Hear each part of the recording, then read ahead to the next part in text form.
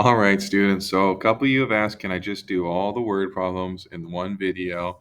And so at the risk of being repetitive here, we're going to do all the word problems in the same video. So y equals b times m to the x is our exponential equation with our y-intercept and with our factor. And just remember, that means that each time I read a word problem, I'm trying to think of how much do we start with and how much do we change by, just like when we did linear. Except we're thinking of adding. We were thinking of adding with linear. Now we're thinking multiplying. So here we go. Pinocchio grows 20% of his size. His nose is originally 2 inches long. Write an equation. So I can already write y equals 2 times something to the x because it says originally his nose was 2 inches long. When there's a percent change, you have to change your percent into a decimal.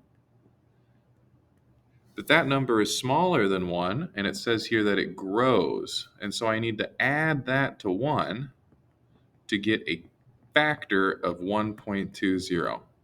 Or you can just write 1.2. That means the 1 keeps it the same, and the plus 0.2 makes it grow by 20%. So we have 2 inches getting multiplied by 120% over and over again.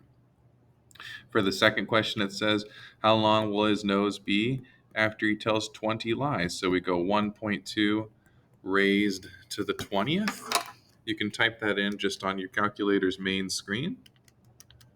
So 2 times 1.2 raised to the 20th pops out to be 76.68.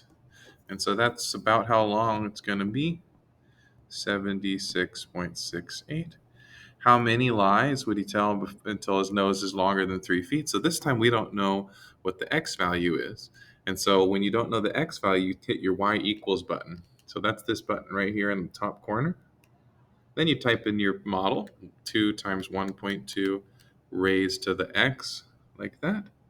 And then you go second graph, and you look at the table here. And I want to know when it's longer than 3 feet, which is 36 inches. So I'm scrolling down and I'm just looking for when my y value gets bigger than 36. And so that looks like about line number 16. Because on line number 16, the y is greater than 36 inches, which is 3 feet. So that's it for the first word problem. Now I got Jiminy Cricket. He is 3 feet away from his house when it starts to rain. So I can already write y equals 3 times something to the x. Each jump after that, he's going half the distance. So that's my multiplier, 3 times 1/2 to the x. On the second question, it says, how far will he be after 10 jumps? Well, the x models the number of jumps, so I just go 3 times 1/2 to the 10th, and I get that crazy decimal, and that gives me 0.00293, approximately equal to that, and that's how many feet away. And will he ever make it to the house? The answer is no.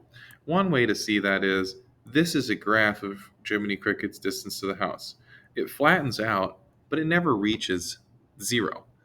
This is the number of jumps on the x-axis, and then this is the distance on the y-axis. You can see that no matter how many jumps Jiminy takes, there will always be a little gap between his graph and the x-axis. In other words, there's always a little bit further to go. If you keep going halfway, you'll never go all the way. You'll always have another half to go.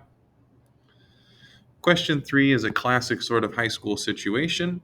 You tell a secret to your best friend right now. 2 people know the secret, so I know that we have y equals 2 times something raised to the x. Each person will tell 2 people. Best friend tells 2 people. Now 4 people. Now 2 people get told by that. That means that we started with 2 people, then we had 4 people. Those each tell 2 new people. So that makes 8 people. This is a doubling pattern. So y equals 2 times 2 to the x. And then how many people will be told this secret on the 10th such passing of the secret? So we just go 2 times 2 to the 10th. And that's going to come out to be some big number. I could also type in 2 to the 11th, by the way, which is kind of a nice connection. 2,048, if that pattern continued. Obviously, it doesn't always continue at that same pattern, but we're just assuming here that it continues to grow exponentially. It couldn't happen at Cleveland High School that way. Ask yourself why? Because Cleveland doesn't have 2,000 students. So eventually it would slow down. All right, moving on to number 4 here. Population of Arendelle has grown according to this model right here. So this is going a little bit backwards. Now we identify the B value is 720,500 and the M value is 1.022.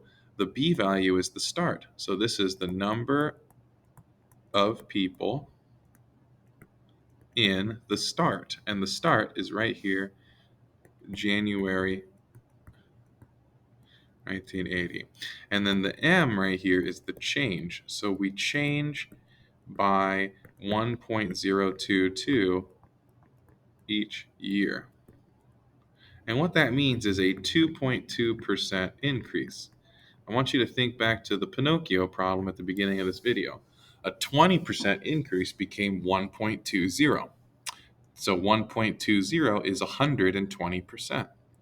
This right here is equal to 102.2%. And so I took off the 100 to tell you that it grew by 2.2%. So those are the models. That's what the numbers mean in the model.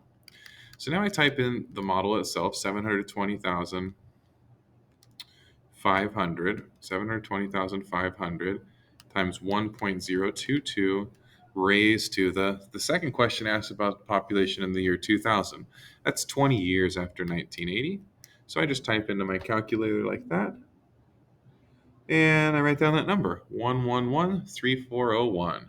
111,3401. So 1,113,401.